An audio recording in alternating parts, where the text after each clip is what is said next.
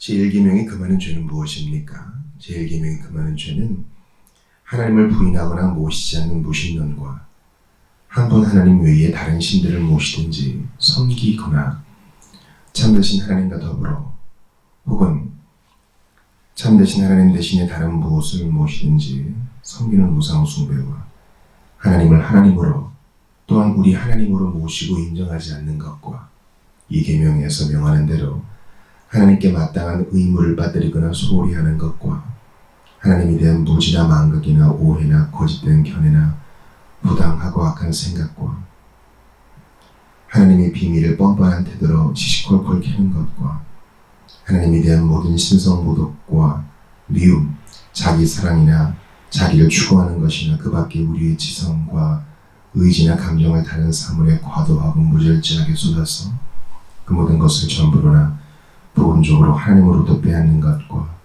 헛되고 경솔한 믿음이나 불신앙이나 이단이나 그릇된 믿음이나 의심이나 좌절이나 완고함이나 심판 아래에 있어도 무감각한 것이나 마음에 간박한 것이나 교만이나 주저넘는 태도나 육적인 방식이나 하나님을 시험하는 것과 불법적인 수단을 사용하는 것이나 비록 합법적일지라도 수단 자체를 의지하는 것과 육적 쾌락이나 향락과 부패하고 맹목주의고 분별 없는 열심과 하나님의 일에 뜨뜻 미지근함이나 무감각함과 스스로 하나님을 떠나 배도하는 것과 성인이나 천사나 다른 어떤 피조물에게 기도하는 것 하거나 무릇 그것들에게 예배하는 것과 마귀와 약속하거나 그에게 묻거나 그의 제안에 귀가 솔깃한 것과 사람을 우리의 믿음과 양심의 주인으로 삼는 것과 하나님과 그분의 명령을 가볍게 여기고 멸시하는 것과 그분의 성령을 거역하고 근심케 하거나 하나님의 경영하심에 불만을 품고 참지 못하거나 하나님께서 우리에게 내리신 재앙을 어리석게 원망하는 것과 우리가 존재하고 소유하고 행할 수 있는 모든 선에 관하여 운명이나 우상이나 우리 자신이나 다른 어떤 피조물을 칭송하는 것입니다.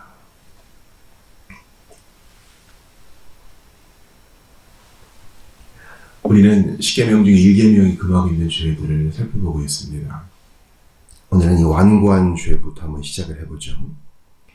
예레미야 5장 3절은 이 완고함에 대해 얘기합니다. 여호와여 주의 눈이 진리를 찾지 아니하시나이까 주께서 그들을 치셨을지라도 그들이 아픈 줄을 알지 못하며 그들을 멸하셨을지라도 그들이 징계를 받지 아니하고 그들의 얼굴을 바위보다 굳게 하여 돌아오기를 싫어하며 자기의 얼굴을 바위보다 굳게 하여 스스로 강박하게 하여 영어로 harden이라고 그러죠. 자기 스스로를 바위 인간 만드는 거예요. 양심의 켜켜이 굳은 살을 배기게 하는 것입니다. 그래서 무감각하게 되는 겁니다. 여러분 이런 완고함이 죄라는 것을 기억하셔야 돼요. 나 외에 다른 신이 없다 하신 하나님 앞에 우리의 마음을 완고함이 아니라 부드러움으로 준비하여 나아가는 것 중요합니다. 어떤 분들 보면요 처음에 신앙생활을 열렬하게 시작합니다. 근데 이는 굳어져요. 그리고 그 특징이 하나님에 대한 태도에서 드러나요. 저한테 왜 그러십니까? 이런 태도예요. 하나님께 물을 수는 있죠. 근데 그러나 그 자세가 이제 그릇된 거예요. 왜 저를 이렇게 괴롭히십니까?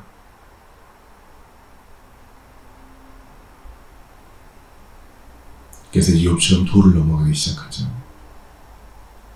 왜 나를 괴롭히십니까? 제가 뭘 그렇게 잘못했습니까? 하다가 은혜에서 미끄러져요. 그래서 다른 사람을 향해서도 뾰족한 마음을 갖게 됩니다. 여러분 기억하세요. 마음이 완고하게 되는 것은 우리가 마음 관리를 잘 못해서 그런 겁니다. 이제 여름이 다가오고 있잖아요. 여러분 정원이 있다고 생각해 보세요. 그냥 두면요 잡초투성이가 될 거예요.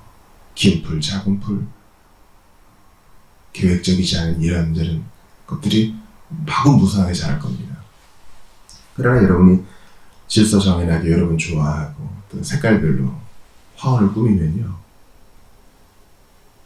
매일 손봐야 돼요. 쑥쑥 올라오거든요.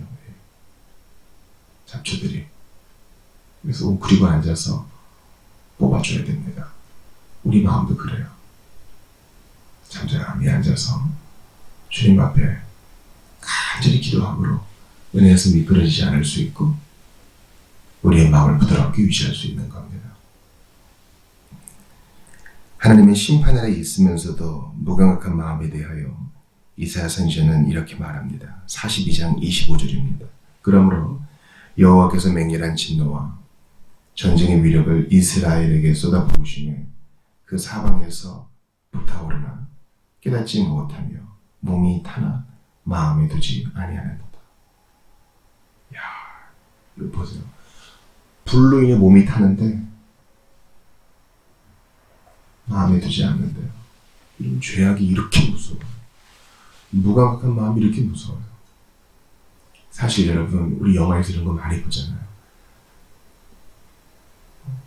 나도 죽어가면서 다른 사람을 죽이는 쾌감을 느낍니다. 칼부림이 일어나고 그러는 와중에서도 끝까지 자기 삶을 돌이키지 않고 죽어도 고 하는, 이거는 도박장에서나 무슨 싸움 현장에서 일어나는 게 아니라 우리 삶에 얼마든지 일어날 수 있는 거예요. 하나님의 심판을 받으면서도 마음에 두지 않는다. 사방에서 불타오르나 깨닫지 못하며 몸이 타나 마음에 두지 아니하는도다. 이야, 여러분, 가장 큰 고통 중에 하나가 화상이라 그러잖아요. 그런데도 마음에 두지 않아요. 이 고집스러운 마음의 위력을 아시겠죠? 그러니까 우리가 전도할 때 말의 힘으로 하는 거 아니에요. 권면할 때도 마찬가지예요. 성령께서 하셔야 돼요. 여러분, 뭐 설교가 달변이라고 예수 믿는 사람은 단 한 명도 없어요. 어떤 분이 그런 얘기 하시더라고요. 믿음에 대해서 잘 모르는 사람들이 좀 알려주고 싶다고요. 맞아요. 근데 정보만 주어서는 예수 믿을 수 없고 그릇된 관점을 버릴 수도 없어요. 성령께서 하셔야 돼요. 우리가 그 어느 때보다 기도의 중요성이 부각되는 때입니다. 일계명은 교만의 죄에 대해서 계속 얘기하죠. 예레미야 13장, 로마서 2장 5절 봅시다. 마음에 강팍해지며 교만해지는 죄에 대해서 봅시다. 다만 내 고집과 회개하지 아니한 마음을 따라 진노의 날, 곧 하나님의 의로우신 심판이 나타나는 그날이 임할 진노를 내게 쌓는도다. 우리가 아까 봤던 예레미야, 이사야 다 이런 게 고집과 회개하지 아니하는 마음에 대한 거잖아요. 근데 이런 마음을 계속 갖고 있으면 주 예수님의 날에, 진노의 날에 심판을 받아요. 여러분, 예수 안 믿으면 우리의 마음 씀씀이와 행실에 따라 심판을 받는다고. 어떻게 감당할까요?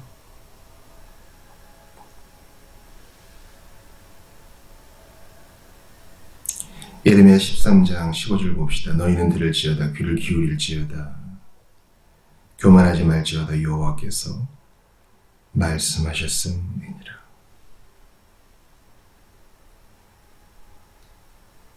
어디 뭐 도망갈 데도 없어요. 주님이 자꾸적으로 분명히 교만하지 말아라. 그 들어라. 그럼 그래야 돼요. 이런 교만은 원래 마귀 거예요. 우리 거 아니라고요. 그리고 우리는 교만할 건덕지가 없어요. 교만할 명분이 없다고요. 하나님의 아들이 십자가에 달리셔서 겸손히 피 흘려 주셨는데 그분의 피로 구원받은 우리, 그분의 피조물인 우리가 뭐 교만할 이유가 있어요? 이건 말이 안 되는 거예요. 상식적으로, 합리적으로 말이 안 되는 거예요. 교만하겠다는 건요, 내가 하나님 되겠다 이란 뜻이에요. 교만은 그 모양이라도 취하면 안 돼요. 시편 19편 13절에 보면 주제나움의 죄에 대해서 얘기합니다. 또 주의 종에게 고의로 죄를 짓지 말게 하사 그 죄가 나를 주장하지 못하게 하소서. 그리하면 내가 정직하게 큰 죄가에서 벗어나겠나이다.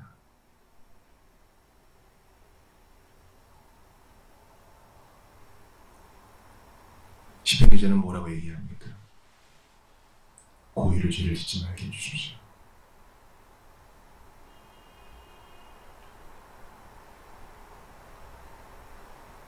우리가 그럴 때 있잖아요. 알면서도 하는 거예요. 이거는 뭐 자존심에 속한 문제여서 내가 반드시 짚고 넘어가야 되겠어. 그런 거야. 우리 양심에서 세미한 소리로 그건 아니라고 목소리가 들리고 성령께서 아니라고 감각을 주시는데도 할 때 있어요. 주께서 우리를 그런 데서 건져주시기를 바랍니다. 스바냐 1장 12절을 봅시다. 그때 내가 예루살렘에서 찌꺼기같이 가라앉아서 마음속에 이르기를 여호와께서는 복도 내리지 아니하시며 화도 내리지 아니하시리라 하는 자를 등불로 두루 찾아 벌하리니. 스바냐 1장 12절은 바로 이런 육신의 방심의 죄에 대해서 말합니다. 사실은 다 같은 거죠. 이것도 역시 고집과 무감각한 마음의 발로 아니겠습니까? 찌꺼기같이 가라앉은 마음. 그래서 마음속으로 혼잣말을 합니다. 여호와는 복도 안 내리고 화도 안 내려. 이 말은 뭡니까? 하느님이 있는 건 부인하지 않겠어? 그런데 뭘 아는 것마냥 우리에게 복을 주고 우리를 심판한다고 그건 아니야. 그런 자들 주님이 친히 등불로 찾아 벌하신다 그래요. 사랑하는 여러분, 하나님은 존재하시고 또 일하시는 분이세요. 인격적인 분이세요. 우리가 이걸 빨리 깨달아서 여호와 경외하기를 배우고 하나님 앞에 엎드려지는 것을 속히 배울 수 있기를 바랍니다. 마태복음 4장 7절에서는 예수께서 친히 하나님 앞에 어떤 태도를 취해야 하는지 알려주십니다. 예수께서 이르시되 또 기록되었을 때 주 너의 하나님을 시험하지 말라 하였느니라. 하나님을 시험한다는 것은 뭐예요? 한번 있으면 나와봐요. 그런 거예요. 이거 예수님을 꼬드깁니다. 육신의 필요를 가지고 40일 금식한 예수님을 이렇게 꼬드깁니다. 너의 능력을 한번 써봐라. 나한테 절 한번 해봐라. 뛰어내려봐라. 당연한 필요 같지만 우리 주님은 하나님을 시험하지 말아라. 주님을 서커스탄, 어떤 쇼 보여주시는 분으로 생각하지 말아라 하십니다.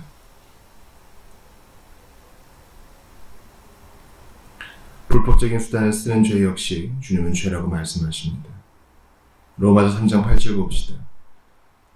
또는 그러면 선을 이루기 위하여 악을 행하지 않겠느냐. 어떤 이들이 이렇게 비방하여 우리가 이런 말을 한다고 하니 그들은 정죄받는 것이 마땅하니라. 선을 이루기 위하여 악을 행하는 것. 이것은 정죄받는다고 그랬어요. 우리는 대의도 분명히 해야 되고 수단도 의로워야 합니다. 선을 이루기 위해 악을 행하자. 은혜 받기 위해 죄를 저지르자. 예를 들면 이런 거죠. 하나님께서 죄를 용서해 주시는 은총이 너무 크기 때문에 한 번은 그래도 돼. 스스로를 타이르면서 향락에 빠지는 것 옳지 않습니다. 예레미야 17장 5절 보면은 비합법적인 수단을 의뢰하는 죄에 대해서 말하죠. 여호와께서 이와 같이 말씀하시니라. 무릇 사람을 믿으며 육신으로 그의 힘을 삼고 마음이 여호와에게서 떠난 그 사람은 저주를 받을 것이라. 이것은 비합법적인 수단을 쓰는 것입니다. 육신으로 그의 힘을 삼고 여호와에게서 떠난 자. 마치 기독교의 하나님이 전부이다 하면서 다른 종교 핍박하는 사람 있잖아요. 사찰에 불을 지르고 다른 종교 믿는 사람을 관대하게 대하며 오류를 교정해 주기는커녕 일단 화부터 내고 비인격적으로 대우하는 것은 옳은 태도가 아닙니다. 디모데후서 3장 4절을 보면 하나님을 사랑하는 것보다 쾌락을 더 사랑하는 것이 죄라고 얘기합니다. 배신하며 조급하며 자만하며 쾌락을 사랑하기를 하나님을 사랑하는 것보다 더하며 배신하고 조급하고 자만하고 쾌락사랑. 정말 두려운 거 아닙니까? 이거 신자에게서도 가까운 거 아닙니까? 배신. 여러분, 예수 믿는 사람이 믿음과 신용이 없는 경우가 얼마나 많아요. 조급. 예수 믿는 사람이 고요히 기다리지 못하고 이리 뛰고 저리 뛰고 기도 한마디 안 하고 이리 뛰고 저리 뛰고 그거 성실한 것만이 아니에요. 의지하지 못하니까 불안한 거예요. 또 자만하며 하나님의 이름을 자랑하는 것 같지만 결국 나의 의지, 쾌락을 사랑하기를 예수 믿는다 하면서 매일이 즐길 거 다 즐기고 이거 하나님으로 섬기는 거 아닙니다. 마지막으로 무분별한 열심 역시 일계명을 어기는 것이라고 얘기합니다. 갈라디아서 4장 17절입니다. 그들이 너희에게 대하여 열심 내는 것은 좋은 뜻이 아니요 오직 너희를 이간시켜 너희로 그들에게 대하여 열심을 내게 하려 합니다. 그들이 내는 열심, 바울이 말하는 그들이 내는 열심은 뭡니까? 너희를 이간시키려는 것. 교회를 세우려고 하는 게 아니라 교회를 무너뜨리려고 하는 것. 여러분, 열심의 어떤 그 양과 뜨거움, 그리고 중요한 것은 열심의 방향이에요. 여러분, 큰 배가 조그만 키에 영향을 받잖아요. 선장이 잡은 그 방향탑, 그러니까 움직이는 대로 물 밑에 있는 조그만 키가 움직여서 큰 배의 방향을 정해요. 그 큰 배가 갑자기 다른 배를 향해 돌진하면 어떻게 되겠습니까? 난리가 나는 거죠. 재난상의 손해, 인명상의 손해, 환경오염의 손해. 열심히 방향이 더 중요해요. 그런데 이러한 열심히 방향을 조정하지 못하고 하나님을 위한다고 하면서 오히려 주님을 방해하는 사람들이 있어요. 그러므로 우리가 은혜의 밑이 미끄러지지 않기 위하여 매일 고요히 기도를 자신을 돌아보고 말씀 속에서 우리 마음의 방향타를 조정하는 것이 정말 중요해요. 기억하세요.